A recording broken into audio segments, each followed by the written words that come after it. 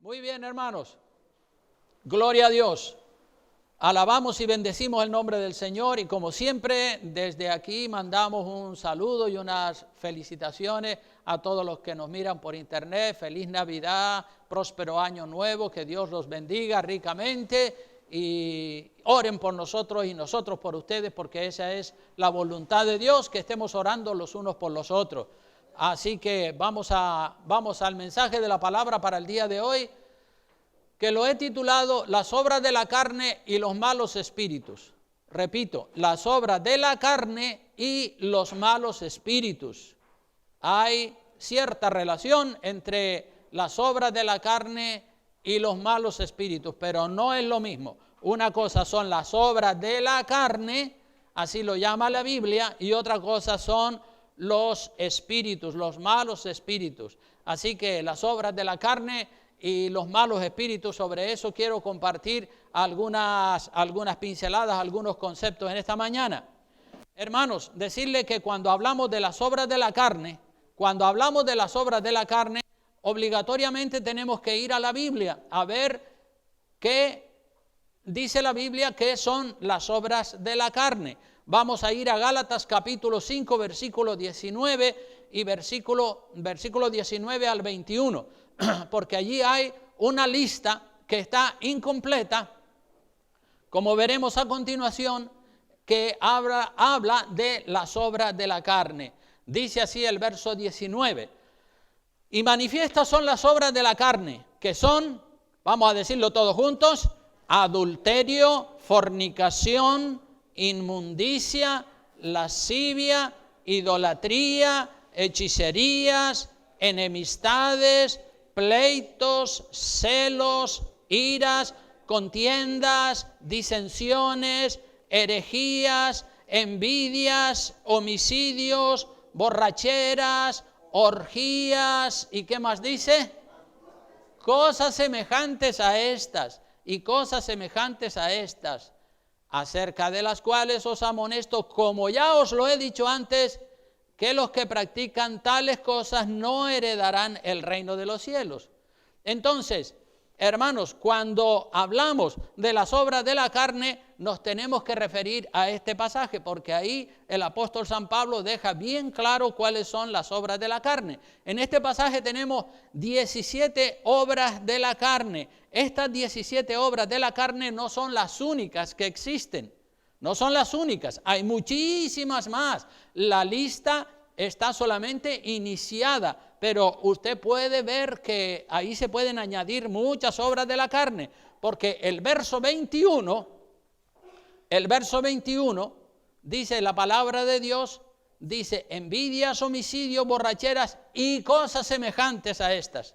Es decir, ahí donde dice cosas semejantes a estas, quiere decir que usted puede incluir todas las obras de la carne, todas las obras malas de la carne que a usted se le ocurran, porque ahí queda abierto eso para que usted siga completando la lista de las obras de la carne. O sea que el apóstol Pablo está diciendo, esto no es una lista completa, esto es a modo de ejemplo. Así que el verso 21 deja la puerta abierta a incluir en esa lista todas las malas obras de la carne, porque cuando dice y cosas semejantes a estas, ahí se está refiriendo a toda mala obra de la carne, que por cierto hay centenares de malas obras de la carne.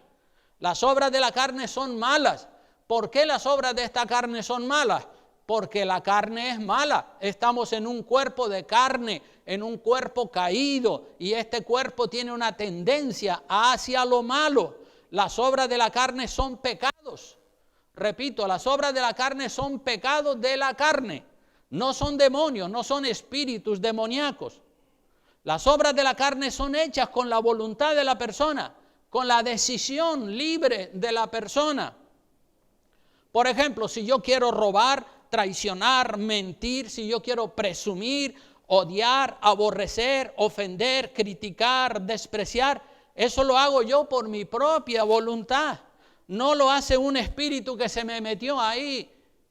Cuando yo andaba por la calle, se me metió un espíritu y el espíritu es el que hace esas obras. No, esas son las obras de la carne, de esta carne caída en la que nos ha tocado vivir, porque Nuestros padres Adán y Eva cayeron de la gracia, y toda la descendencia de Adán y Eva arrastramos esa naturaleza caída.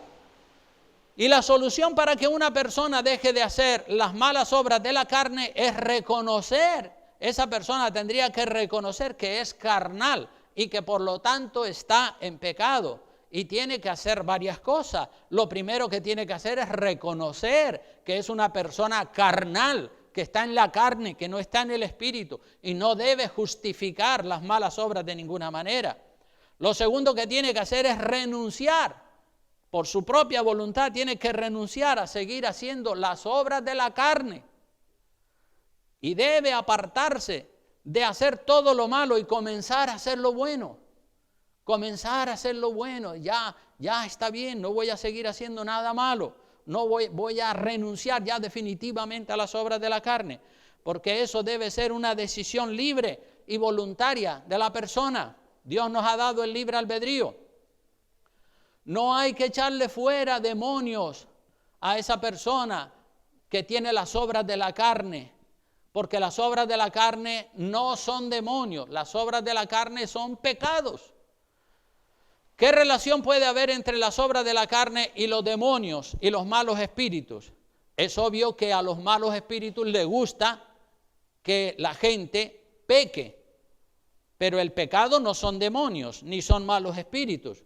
Podemos decir que las malas obras de la carne, odio, envidia, robo, mentira, adulterio, violencia, todas las malas obras de la carne podemos decir que son un alimento sabroso para los malos espíritus. Y cuando una persona practica malas obras de la carne, pues está atrayendo a su alrededor los malos espíritus.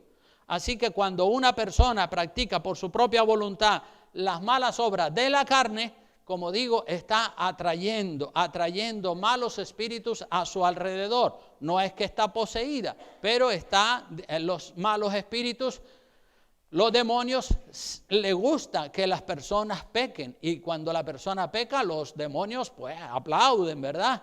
Es como cuando usted le tira pan a los peces en el mar. A veces nosotros, mi esposa y yo, vamos por ahí a dar una vuelta por el charco de San Ginés, y allí hay muchos peces, y si encontramos unos panes por ahí se los tiramos y enseguida los peces nadan rápido para ir a comerse el pan. Hay alimento, eso es lo que ellos están buscando. Pues algo así es lo que sucede con los demonios, ¿verdad? Cuando una persona fornica, adultera, peca, miente, roba, pues está rodeada de malos espíritus. No es que está poseída, pero sí está rodeada y puede estar incluso influida también. Así que cuanto más comida o cuanto más pan usted le tira a los peces, más peces vienen de otros lados corriendo a comer. Y así pasa con los demonios también. Llegará el momento en el que la persona puede caer bajo la influencia de los demonios, de tantos pecados, de tantas obras de la carne que la persona está haciendo. Pero ¿quién tiene la culpa de que una persona esté rodeada de malos espíritus? ¿Quién tiene la culpa de eso? Pues la propia persona, porque sus malas obras hacen que los malos espíritus se le acerquen y esa persona esté en cierta manera influida por los malos espíritus.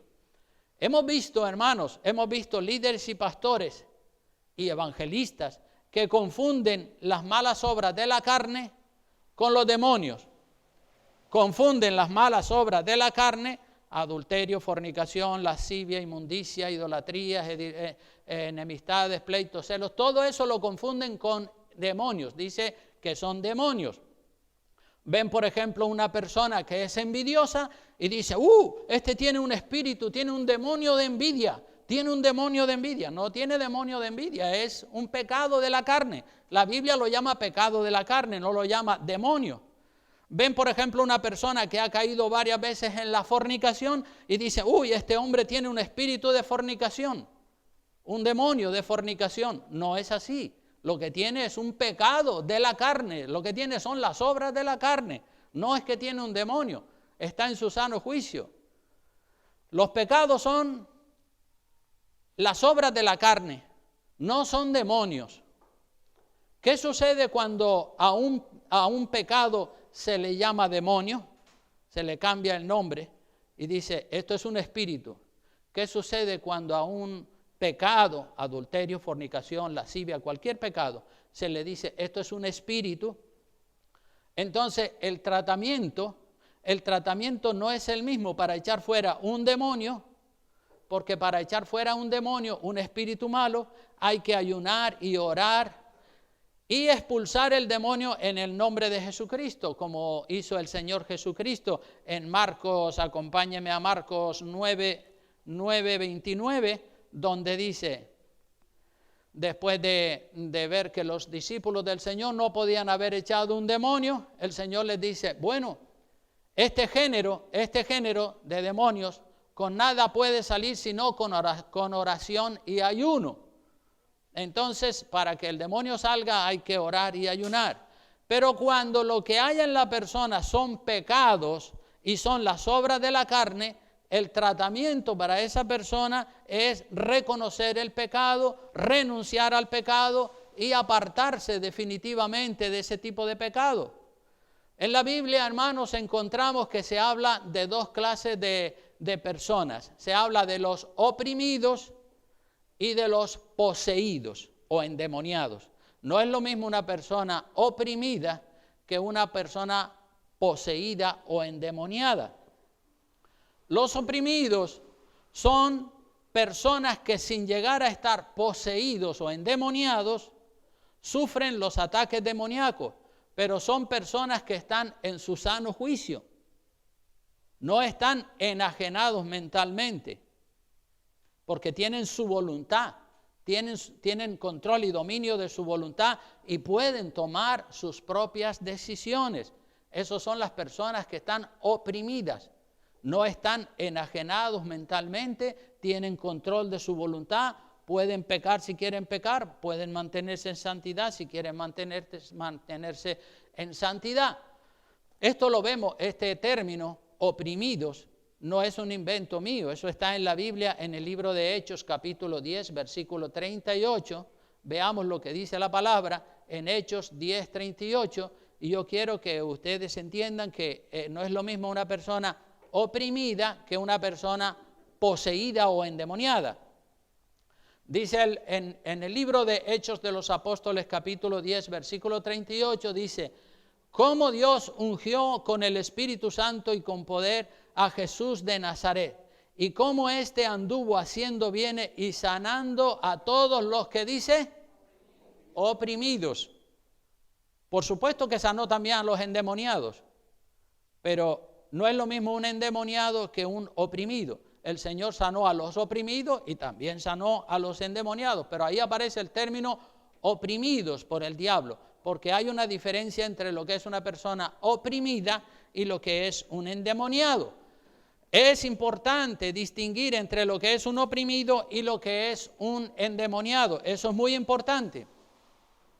El oprimido por los demonios está en su sano juicio. Esta es la diferencia.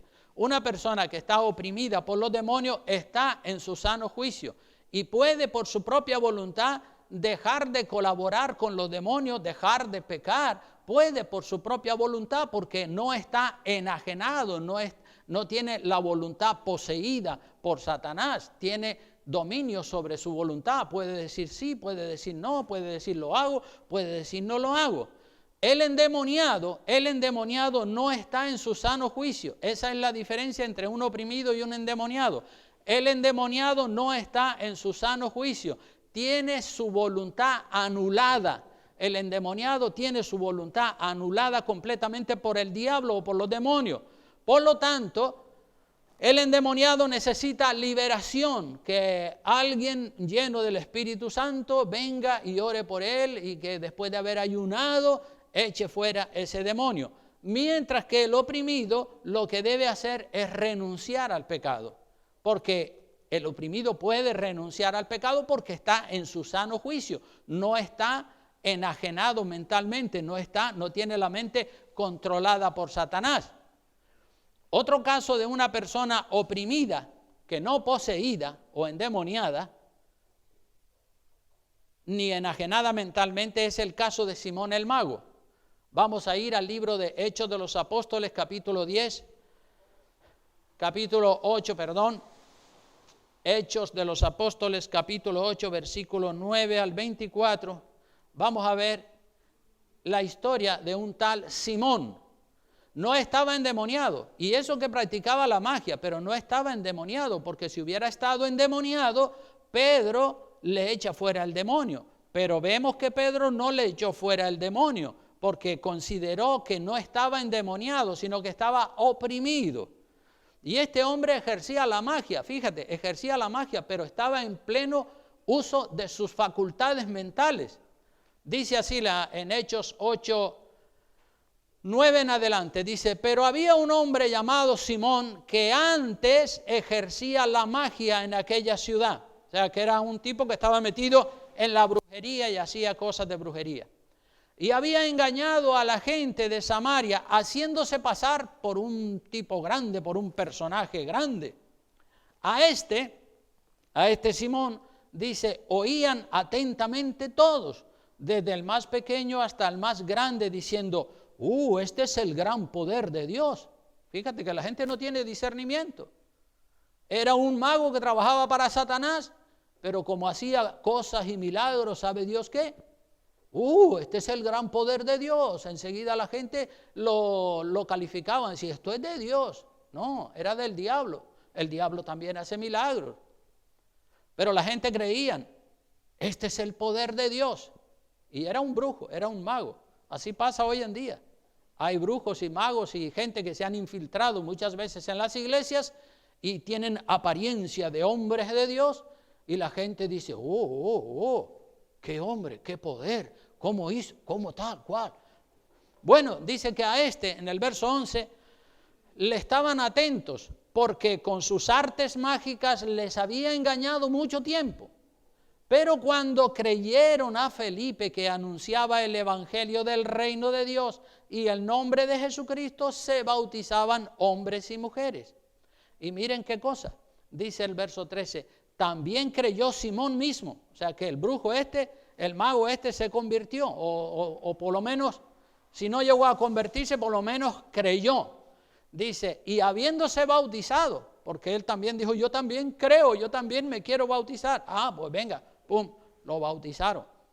Dice, y estaba siempre con Felipe y con los apóstoles, con el equipo evangelístico. Viendo las señales y grandes milagros que se hacían, estaba atónito. Y decía Simón el mago, el poder de esta gente es mucho más grande que el poder que yo tengo.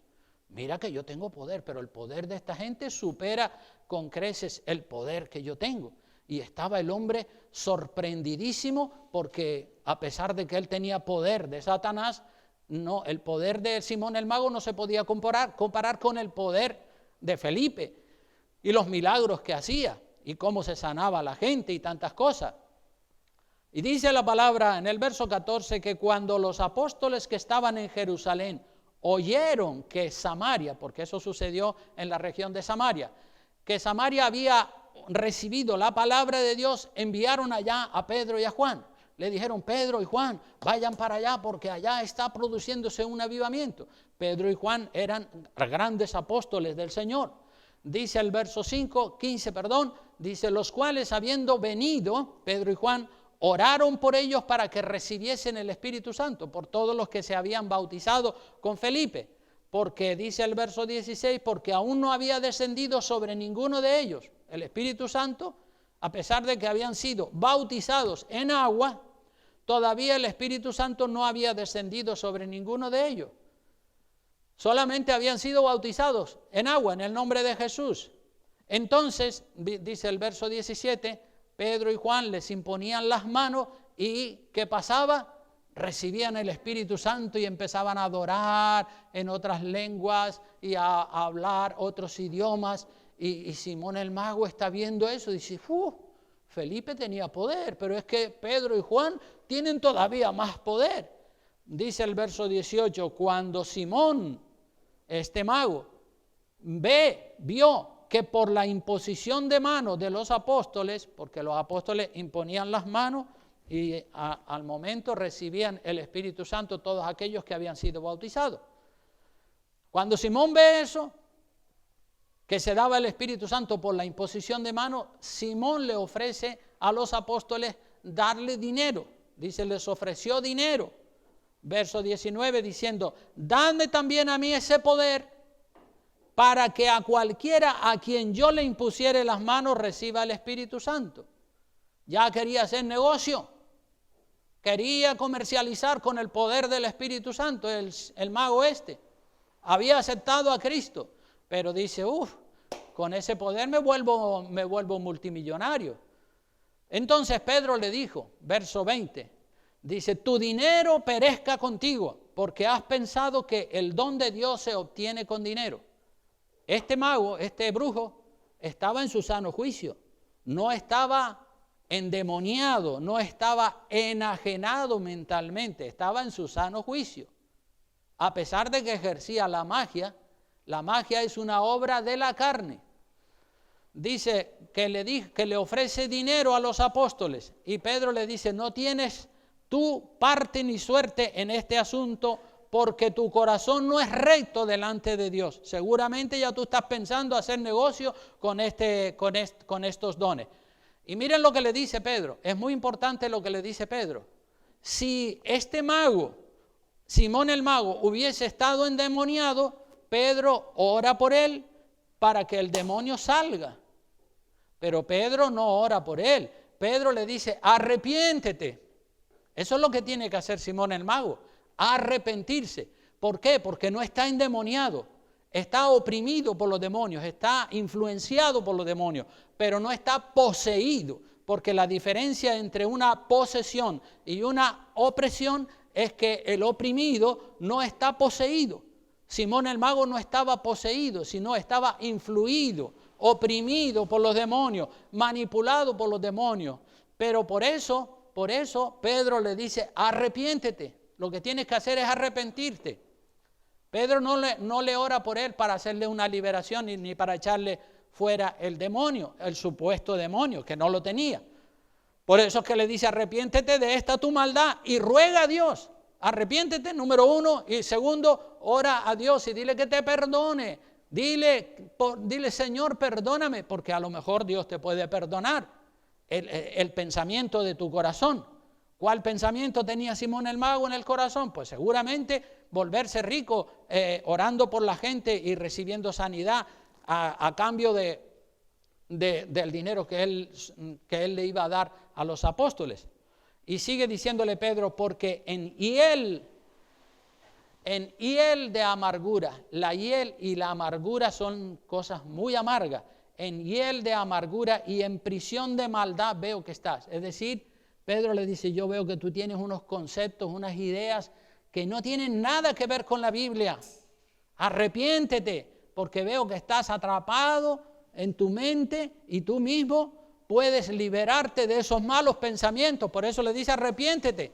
No le dice, ven que te voy a echar fuera el demonio, estás endemoniado. Respondiendo Simón, fíjate que está en su sano juicio, respondiendo entonces Simón dijo a los apóstoles, ay, rogad vosotros por mí al Señor para que nada de esto que habéis dicho venga sobre mí. O sea que le entró el temor de Dios, dice, uy, sí, tiene que ser que estoy equivocado, por favor, oren por mí, porque no quiero que Dios me castigue.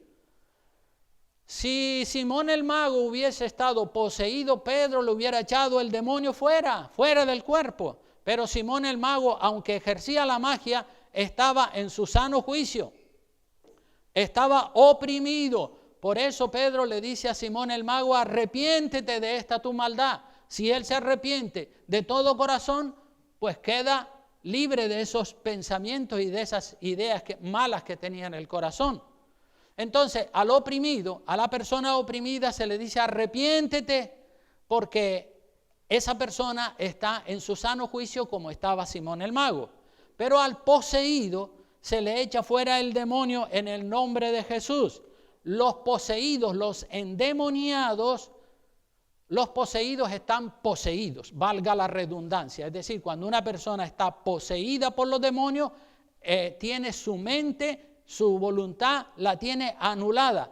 Es decir, que una persona endemoniada, poseída, quiere decir que el demonio tiene control total de su mente todo el tiempo, todo el tiempo. un poseído o un endemoniado está enajenado mentalmente porque el demonio tiene controlada completamente su voluntad. Y el poseído o endemoniado no puede tomar sus propias decisiones. El poseído, el endemoniado no puede tomar sus propias decisiones. Entonces en la Biblia vemos casos de personas oprimidas, como el caso de Simón el Mago, y vemos personas endemoniadas. Que hay una gran diferencia como de la noche al día entre un poseído y un endemoniado. Yo he visto líderes y pastores que han hecho un mal diagnóstico de las personas. Han creído que las personas están endemoniadas o poseídas, cuando en realidad esas personas solamente están oprimidas. Pero dicen, no, está poseído por los demonios. Un hombre decía, no, el pastor oró por mí y me echó fuera el espíritu de la pornografía, pero yo todavía sigo teniendo el vicio de la pornografía. O sea que el pastor había orado por él para que le echara fuera el supuesto demonio de la pornografía, pero la persona sigue teniendo adicción a la pornografía. ¿Qué pasó? Pues que el pastor confundió el pecado de la pornografía con un espíritu malo, porque eso lo hacen muchos. Confunden el pecado o las obras de la carne, sea la que sea, la confunden completamente con un espíritu. Dice, uy, tiene un espíritu malo. La pornografía no es un espíritu, no es un demonio. La pornografía es una más de las obras de la carne. La Biblia le llama las obras de la carne. ¿Por qué vamos a cambiarle nosotros el nombre y decir es un espíritu? No, si la Biblia llama las obras de la carne, las obras de la carne. Lo que la Biblia diga, eso es. Una cristiana decía que el pastor había orado por ella para que le saliera el supuesto espíritu de vanidad que tenía. Pero ella, al ver que seguía siendo una vanidosa, volvía vez tras vez al pastor para que le echara otra vez el supuesto espíritu de vanidad que el pastor le había diagnosticado. Pero hermano, la vanidad es un pecado, no es un demonio, no es un espíritu.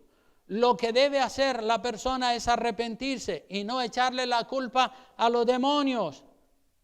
Se cuenta que en una ocasión alguien vio al diablo sentado por allí con unos cuantos demonios y el diablo estaba cabizbajo y el diablo estaba triste y esa persona se le acercó al diablo y le dijo, diablo, ¿qué te pasa que te veo triste? Y el diablo dijo, yo sé que soy malo, bastante malo, por cierto, pero es que los cristianos de esas iglesias siempre están pecando y me echan a mí la culpa de los pecados de ellos. No soy yo el que peca, son ellos, pero siempre me echan la culpa a mí. Y es fácil echarle la culpa al diablo, echarle la culpa a los demonios, porque así la persona dice, no, yo soy un santito, son los demonios. No, los demonios no, es usted. Qué fácil es echarle la culpa a los demonios, a los malos espíritus. El diablo y los malos espíritus son malos, eso está más claro que el agua. Son malos y al diablo y a los demonios les gusta que la gente peque. Pero los pecados no son espíritus, los pecados son pecados, son las obras de la carne. Llamar a los pecados espíritus, eso está mal. Eso es culpar a los demonios, culpar a los espíritus de los pecados de la gente. Es un mal diagnóstico. Es un mal diagnóstico que suelen hacer algunos pastores y algunos predicadores. ¿Y saben para qué lo hacen? Para presumir de hombres de Dios.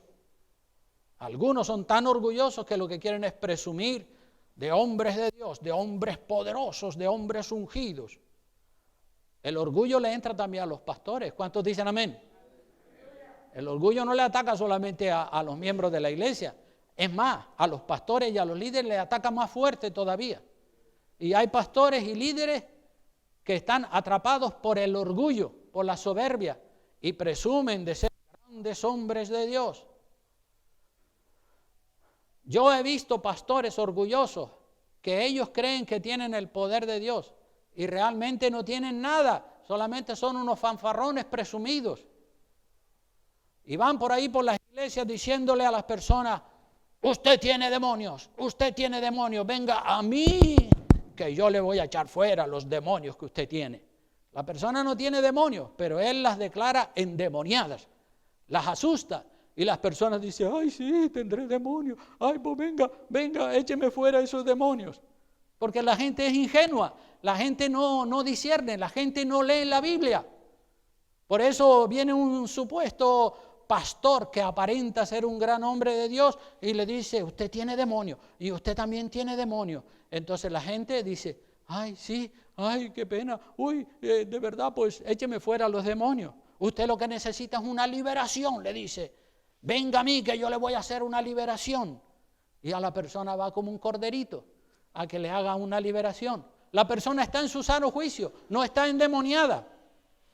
Probablemente puede tener pecados y hay que decirle, arrepiéntete de tus pecados, como Pedro le dijo a Simón el mago, que estaba practicando la magia, le dice, arrepiéntete y órale a Dios por si Dios tiene misericordia de ti, te perdona esos malos pensamientos que tú tienes en la cabeza. Las personas a veces son ingenuos, los cristianos a veces son ingenuos, creen que tenían demonios y no tenían demonios. Lo que tenían eran los pecados que la Biblia llama las obras de la carne. Y si la Biblia la llama las obras de la carne, ¿cómo vamos nosotros a llamar a lo que son las obras de la carne? ¿Cómo vamos a llamarlo? Espíritus. Pero como el pastor presumido aparentaba ser un gran siervo de Dios, porque hay pastores que son unos presumidos que aparentan ser grandes siervos de Dios, la persona creyó lo que ese supuesto pastor le dijo y esa persona cayó en la trampa y encima se hizo una fiel seguidora o un fiel seguidor de ese supuesto varón de Dios. La persona no tiene discernimiento de espíritus. Y así hay mucha gente hoy en día que no tienen discernimiento de espíritu, se creen cualquier cosa, no crea cualquier cosa, examínelo todo y verifique que ese hombre tiene las obras, hace lo que dijo el Señor Jesucristo, por sus frutos los conoceréis. Hay muchos cristianos ingenuos que no tienen discernimiento y con facilidad se hacen seguidores de los pastores y líderes que aparentan, no que sean, sino que aparentan a ser siervos del Dios Altísimo, porque ellos hablan muy bien de sí mismos. Pero todos sabemos que la Biblia dice, bueno, la Biblia no, el refrán dice que no todo lo que brilla es oro, no todo el varón que aparenta ser un gran siervo de Dios lo es. Hay que examinarlo, porque las apariencias engañan, hermanos. Hay que fijarse en los frutos, ya lo dijo el Señor Jesucristo, no te fijes en las apariencias, fíjate en los frutos de esa persona, en la doctrina que esa persona está enseñando. En los 46 años que llevo de convertido he visto tantos supuestos pastores y predicadores que la primera impresión que dan cuando uno los conoce es maravillosa, es impresionante. Hasta yo mismo he sido engañado, digo, pues me quedo pensando, digo, sí, un hombre de Dios, aparentemente, ¿verdad? Pero después de oírlos durante unos meses o durante unos años, uno se decepciona de ellos porque uno ve que el fruto que están dando no es el que dice la palabra de Dios. Sus actitudes, su doctrina no es la sana doctrina, sino que se van promoviendo a sí mismos. El otro día estaba escuchando a un predicador famoso, por supuesto, y dijo una burrada que yo dije, Dios mío, pero este no ha leído la Biblia, este no sabe lo que es un oprimido de lo que es un endemoniado. ¿Y saben qué dijo ese famoso predicador? Dice, los que celebran la Navidad están endemoniados. Digo, ¿pero qué está diciendo? Los que celebran la Navidad están endemoniados. El endemoniado es él, que no ha leído la Biblia, no sabe lo que dice Mateo capítulo 1, y Lucas capítulo 1 y capítulo 2, ahí está la Navidad. Pero él dice que los que celebran la Navidad están endemoniados.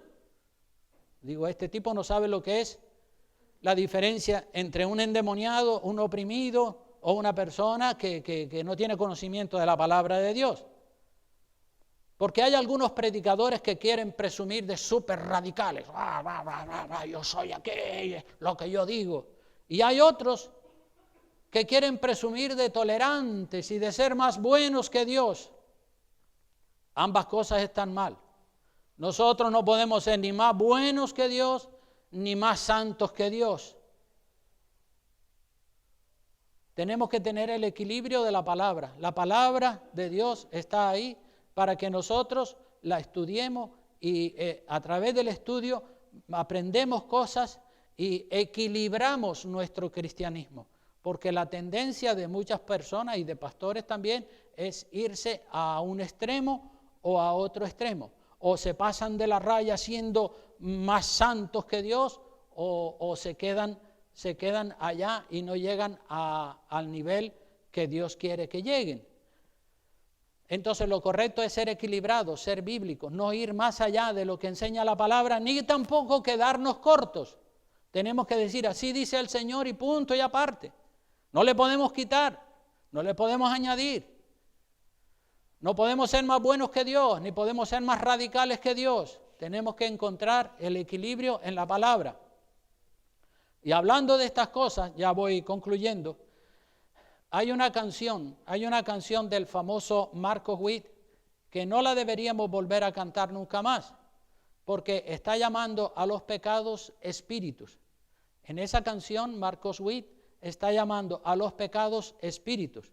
Y él canta la canción, que también nosotros la hemos cantado, pero después de examinarla bien, cuando uno empieza a examinar las cosas, dice, oye, pero si esta canción no está diseñada teniendo en cuenta la sana doctrina de la palabra de Dios. Esa canción dice, espíritu de temor, huye, espíritu de maldad, huye, espíritu de rencor, huye, espíritu de división, huye, espíritu de enfermedad, huye, y sigue citando espíritus y espíritus y espíritus, llamando a los pecados de la carne, llamándolos espíritus. El temor, la maldad, el rencor, la división, la inmoralidad y todas las obras de la carne son las obras de la carne. La Biblia lo llama las obras de la carne. ¿Por qué Marcos Witt entonces le llama espíritus a las obras de la carne? Se ha equivocado con esa canción. Y a veces nosotros caemos en el error de cantar una canción que es bonita, que es nueva, que es atractiva y que está de moda. Y bueno, pues todos la cantamos sin haberla examinado. Las canciones también contienen un mensaje. Y si el mensaje es bíblico, cante la canción. Pero si el mensaje que contiene está en contra de lo que dice la palabra de Dios, diga, no, esta canción no está teológicamente bien hecha con la sana doctrina de la palabra de Dios. Antes de cantarla debemos examinar la letra, debemos examinar el mensaje que contiene para saber si está de acuerdo con la sana doctrina de la palabra de Dios o está en contra. Y esa canción de Marcos Witt está llamando a los pecados de la carne, los está llamando espíritus, espíritus, espíritus. Si tiene falsa doctrina la canción, mejor no cantarla, aunque sea bonita, aunque sea atractiva. No se le debe llamar espíritu a lo que son las obras de la carne. Esa canción de Marcos Witt enseña que los pecados son espíritus y eso es falsa doctrina. Cuando la gente canta en esa canción, están pensando que están echando fuera de su cuerpo malos espíritus. Cuando empieza a cantar espíritu de vanidad, fuera, espíritu de inmoralidad, fuera, espíritu de tal, fuera, espíritu de tal, la gente piensa como que están echando fuera demonios. No están echando fuera demonios porque no tienen demonios. Están en su sano juicio, no están endemoniados, están en su sano juicio. Lo que tienen que hacer es echar fuera los pecados, no los demonios. Entonces, no le cambiemos el nombre a las cosas. Si la Biblia dice que son las obras de la carne, pues son las obras de la carne. ¿Quiénes somos nosotros para llamarle a las obras de la carne espíritus? Nos estaríamos equivocando si creemos eso. Entonces, vamos a examinar las obras de la carne, lo que son los malos espíritus. Vamos a examinarlo todo. Hay otro pasaje que está en Lucas capítulo 8, versículo 26 en adelante, con este ya termino. Ahí vemos lo que es una persona endemoniada, poseída por los demonios. Dice así: Y arribaron, Lucas 8, 26 al 39 dice, y arribaron a la tierra de los Gadarenos que está en la ribera opuesta a Galilea. Al llegar él a tierra, vino a su encuentro un hombre de la ciudad, endemoniado. A este sí la Biblia lo llama endemoniado. Simón el mago no estaba endemoniado, estaba oprimido. Pero este sí estaba endemoniado, la Biblia lo llama endemoniado. Si Simón el mago hubiese estado endemoniado, Pedro le echa fuera al demonio, pero no le echó fuera al demonio, sino que le dijo arrepiéntete.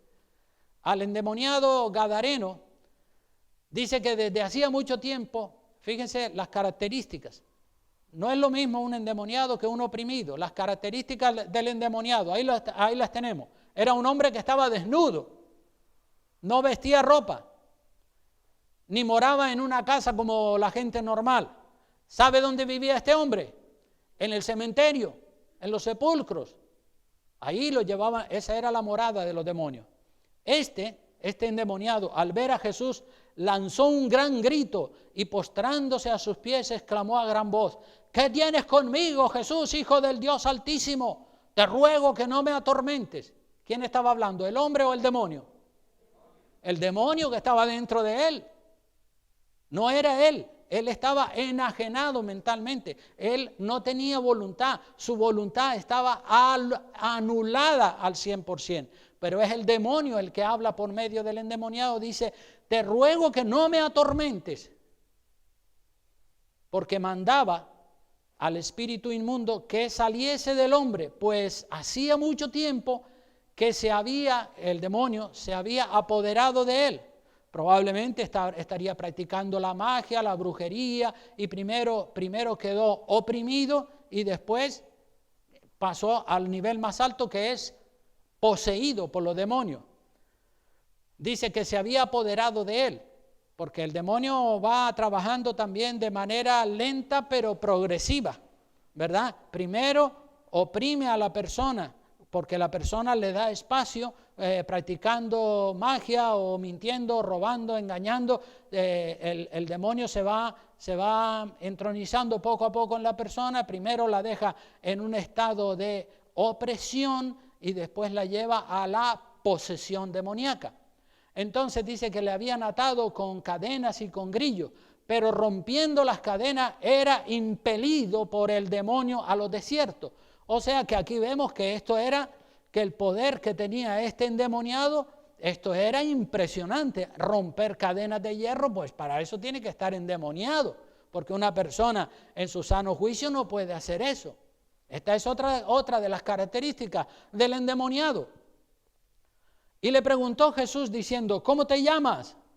Y él dijo: Legión, porque muchos demonios habían entrado en él. Este sí que estaba endemoniado. Y le rogaban que no los mandase al abismo. ¿Quién le rogaba que no los mandase al abismo? Los demonios. Es que estaban, la voluntad de este hombre estaba anulada completamente. Cuando Cristo hablaba, no hablaba con el hombre, sino con los demonios. Le rogaban que no los mandase al abismo, porque los demonios no quieren ir al abismo. Los demonios, como son seres espirituales que no tienen cuerpo, ellos quieren meterse en el cuerpo de una persona, en el cuerpo de un animal, para poder llevar adelante sus obras diabólicas con mucha más eficacia. Entonces por eso los demonios le estaban rogando al Señor que no los mandase al abismo. Y dice que había en el verso 32 allí un rebaño de muchos cerdos que pasían en el monte, y le rogaron que los dejase entrar en ellos. Los demonios le dijeron al Señor que les permitiera, si los iba a echar fuera de este hombre, que les permitiera entrar en esos animales. Y efectivamente el Señor le permitió que entraran en ellos. Y los demonios, dice, salido del hombre, entraron en los cerdos. Y el hato, el rebaño, se precipitó por un despeñadero al lago y se ahogó. Todos los cerdos se ahogaron. Los demonios se los llevaron al fondo del mar. Y los que apacentaban los cerdos, cuando vieron lo que había acontecido, huyeron y dieron aviso en la ciudad y por los campos, diciéndole a todo el mundo, miren qué cosa más grande, un hombre ha mandado a los demonios que se metan en los cerdos y todo el rebaño se ha ahogado en el mar, qué ruina, qué fracaso. Y salieron, dice el verso 35, el genterío, salieron a ver lo que había sucedido y vinieron a Jesús y le hallaron, fíjense imagínense todo esto. Vinieron a Jesús ese genterío de personas que son avisadas por aquellos que estaban pastoreando los cerdos, y dice, y hallaron al hombre de quien habían salido los demonios. Miren la diferencia. ¿Cómo hallaron al hombre de quien habían salido los demonios? ¿Cómo lo hallaron? Sentado a los pies de Jesús. ¿Qué más? Vestido. ¿Qué más? Y en su juicio cabal. Sentado, vestido y en su juicio cabal. Antes no podía estar sentado. Andaba por ahí, por los sepulcros y por los lugares desiertos, golpeándose con piedra. Ahora lo encuentran sentado, relajado, tranquilo. Lo encuentran vestido mientras que antes estaba desnudo. Y ahora lo encuentran, ¿en qué dice que lo encuentran? Ya recuperó su personalidad, ya recuperó su voluntad. Este es otro cambio tremendo. Ya no está endemoniado, ahora él está en su sano juicio. Él puede decir sí, no peco, me voy a tomar las cosas de Dios en serio, mientras que antes no lo podía hacer porque estaba poseído. Entonces hay una gran diferencia entre lo que es posesión y lo que es opresión.